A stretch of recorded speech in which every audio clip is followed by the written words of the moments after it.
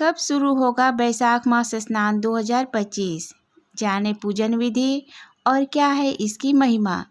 नमस्कार दोस्तों, मैं सरिता। स्वागत है आपका अपने चैनल मैं तुलसी में। चैत्र माह की पूर्णिमा और हनुमान जयंती के साथ ही बैसाख माह के स्नान पर्व की परंपरा आरंभ हो जाती है। हिंदू पंचांग के अनुसार प्रत्येक माह किसी न किसी रूप में बहुत ही प्रभावशाली रूप से असर डालने वाला होता है। बैसाख मास में श्री विष्णु भगवान का पूजन एवं गंगा स्नान की महत्ता बहुत अधिक रही है। इस माह के आरंभ से ही बैसाख माह स्नान का आरंभ हो जाता है। इस पर्व के दौरान पवित्र नदियों एवं धर्म स्थलों पर लोगों का आना आरंभ होने लगता है।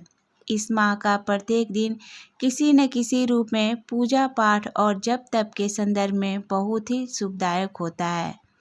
शास्त्रों के अनुसार बैसाख प्रतिपदा से ही गर्मी शुरू हो जाती है और वहीं देश के अलग अलग स्थानों पर इस उत्सव को अलग अलग नामों से मनाया जाता है।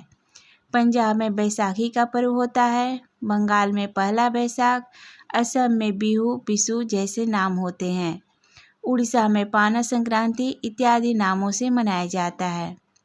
तो आइए जानते हैं साल 2025 में बैसाख माह का स्नान कब से कब तक रहेगा।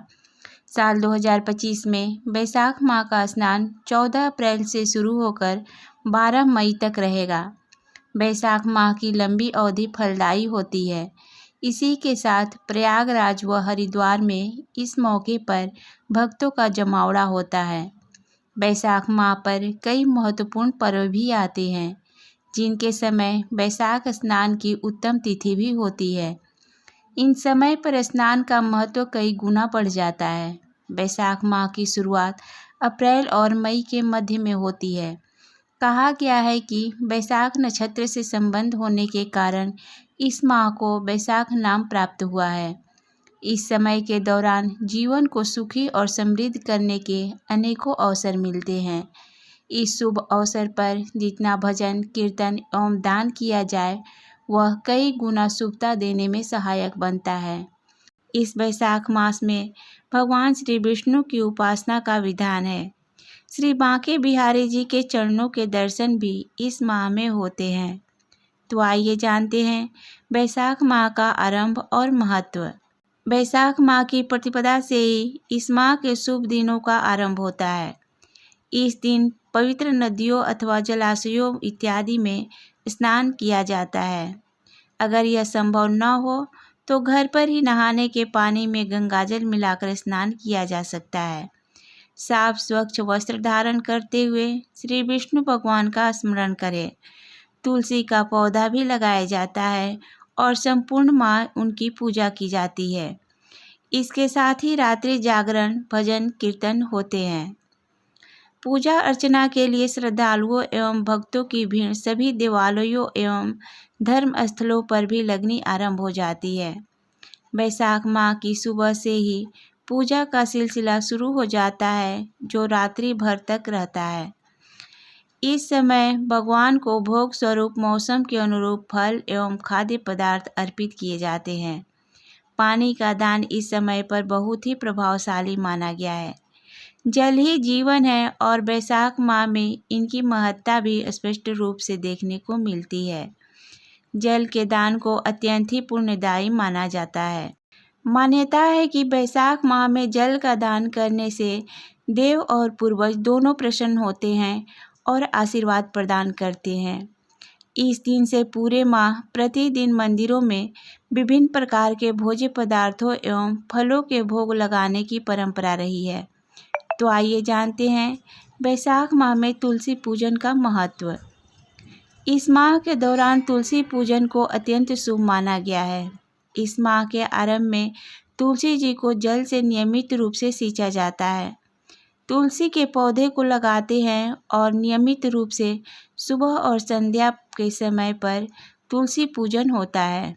तुलसी जी की पूजा में तुलसी कथा एवं तुलसी आरती की जाती है। तुलसी जी के समक्ष दीप प्रज्वलित किया जाता है। इसके साथ ही शालिग्राम की भी पूजन की जाती है। तुलसी पूजा में तुलसी जी की माला से जाप भी होता है। श्री विष्णु भगवान का नाम स्मरण भी इस समय पर होता है। तो आइए जानते हैं बैसाख माह में दीपदान का महत्व। बैसाख माह में दीपदान करने की बहुत महत्ता होती है। इस दीपदान को जलाशयों के समीप, नदियों में एवं विभिन्न पेड़ पौधों के समक्ष किया जाता है। दीपदान को गंगा, यमुना जैसी पवित्र नदियों पर किया जाता है। घरों पर भी मुख्य दरवाजों पर दीपक जलाए जाते हैं।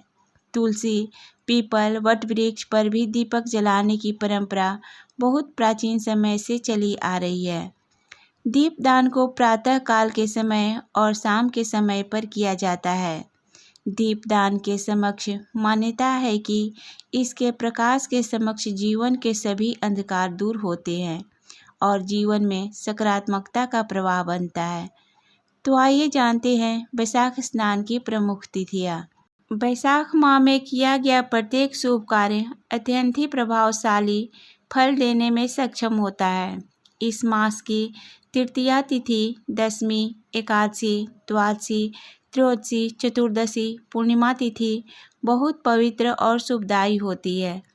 इन तिथियों में स्नान एवं दान, जप तप करने पर सब पापों का नाश होता है। अगर किसी कारणवश बैसाख माह के पूरे समय पर स्नान, व्रत, पूजा के नियम आदि न कर पाए हो तो ऐसे में इन तिथियों में भी उक्त सभी कार्यों को कर लिया जाए तो संपूर्ण फलों की प्राप्ति होती है। बैसाख माह में शुक्ल पक्ष की दशमी तिथि को गंगा स्नान किया जाता है। बैसाख माह में भगवान बुद्ध और परशुराम का जन्म समय की तिथि बैसाख स्नान के लिए अत्यंत शुभ मानी जाती है। इस महीने में भगवान ब्रह्मा ने तिलों का निर्माण किया था, अतः तिलों का विशेष प्रयोग भी होता है। बैसाख माह में अक्षय तृतीया तिथि के दिन स्नान की विशेष महत्ता बताई गई है। बैसाख माह की शुक्ल पक्ष और कृष्ण पक्ष की एकादशी तिथि के दिन भी स्नान की विशेष परंपरा है। बैसाख पूर्णिमा तिथि के दिन भी स्नान का अत्यंत शुभ प्रभाव माना गया है। तो दोस्तों, ये थी बैसाख माह के बारे में कुछ जानकारियाँ।